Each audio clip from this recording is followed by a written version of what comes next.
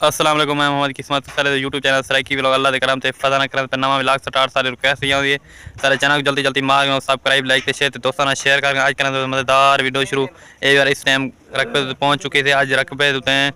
मतलब मकान दी थी पे छत डिठे ने मिस्त्री साहब छत कराना बैठे जुलदे से ते थोकू दिखे सारी वीडियो ने बड़े जुड़े रहा बड़ी खास थी बना लिए खूबसूरत। देखो लोकेशन चेक करो माशाल्लाह विच पढ़ना चा कमेंट दे विच ये कल थोक दिखा गया कल अद्धा कोठा बड़ा खड़े आज तो मकान बिल्कुल फिट फाट थी खड़े माशाल्लाह पढ़ना चाहिए ते ए डिठे ने छत थी मान लिए बिल्कुल ए देखो विचू वाला सैन चेक करो ये कमरा है जक्का बाहर जुड़े होने वाला आज थोक दिखे वीडियो में बड़े जुड़े रहा हमने ए सिली मिली टोटे मोटे पान था ये मिस्त्री से बैठा अंदर डू की थी पहले अल्लाह जल्दी जल्दी कमरा बाड़ में साडा ए भी डू कमरा है मतलब एक कमरा है ना उन इदो दरवाजा रखया खड़े इदो दरवाजा रखया खड़े इदो वाला बंदा माहौल देख संगे इदो वाला आई इस वास्ते डू दरवाजा रखे खड़न ए रिठे मिसाला मिसाला बड़दा पे छत थी मान ली इस वास्ते रिठे ने ए बिजली ते हर से रलदी मिलदी ते बस ओ तो मिस्त्री साहब छत करने बैठन वी बार आगू तो नाल व्लॉग शेयर की दी जुलसो इंशाल्लाह मैं के थोड़ा जे थोंकलो सीन कहां जे वीरां को थोंकलो आजकल व्लॉग आज स्टार्ट कर वी बार उस टाइम पर दिखा दे रखते तो खड़े रखते काम के हुन इस टाइम मैं खड़े ते आटा मतलब दाने माने सटण आटा पीना पे दिखाई ने ए मशीन ही ने ए देखो ये आटा मतलब है पीठा पे मतलब दिखाई ने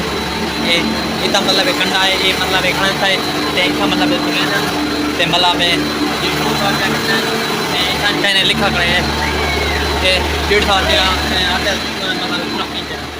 मतलब ही घटू 150 रुपया ये डिठे ने ये लग्या पान मतलब प्लेटा शीशे वाला मतलब ये मतलब चल जान ये चलती मशीन मतलब ई होते हैं ये भी डिठे ने माहौल जका ये देखो ये जका मतलब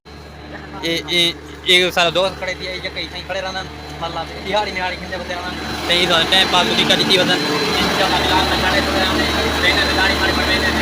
चला मिलाद में पड़ के बड़ा पास एडी टाइम ने ये देखो जाने पान ये देखो आने पान ये मशीन ये मोटर नाल दे चली भी एडी टाइम ने ये मतलब दाने मतलब साफ करना ने ये देखो दाने माने साफ करना बार नई दुकान से अन पहुंचे दाढ़ी माड़ी पड़वेंदे से दिखे दूजा तीजा नंबर बेड़ा होती ते दाढ़ी माड़ी पड़वेंदे ताकि तो जिवें होती माहौल तो शेयर करे तू इंतजार करने बैठे थे आज डेट ठीक है ते टाइम पे पे ठीक था बस आजकल काम पवन ते इस वास्ते ते इंशाल्लाह सारी व्लॉग में बड़े जुड़े उन्होंने बड़ा खास होना व्लॉग दाढ़ी पड़वा के बाद मिल लेते माहौल करना शेयर कर इंशाल्लाह एडिट ने उस्ताद मतलब वाल बनवाना पैन निकल नहीं करो बेटा नहीं करो दाढ़ी माड़ी पड़वाई थे चमके चुमके खड़े थे हूँ इस टाइम मैं करते अड्डे उत्ते अपने अड्डे उत्ते मुखियात बहुत सारी ते हूँ करते गोश्त किलो खान गिनते थे तुसा थे तो हर उन्होंने गोश्त की ना अमीर तरीन बंदे थे इस बार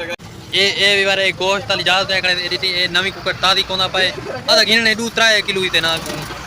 एडिटे ने भी पिंजरा मिंजरा भरा खड़े व्यूअर सारे व्लॉग में बड़े जुड़े रह करो बड़ा खास होते व्लॉग इंशाल्लाह मेरी कोशिश सही होती व्यूअर नाल व्लॉग हर नवा नवा नवा नवा माहौल होवे ते वीवर बोर नती ते असा ही बनाउन बोर नती हूं इंशाल्लाह। ये वीवर सामने फ्रूट देखो ये देखो सारे अल्ले दी मसरूफियात तो है।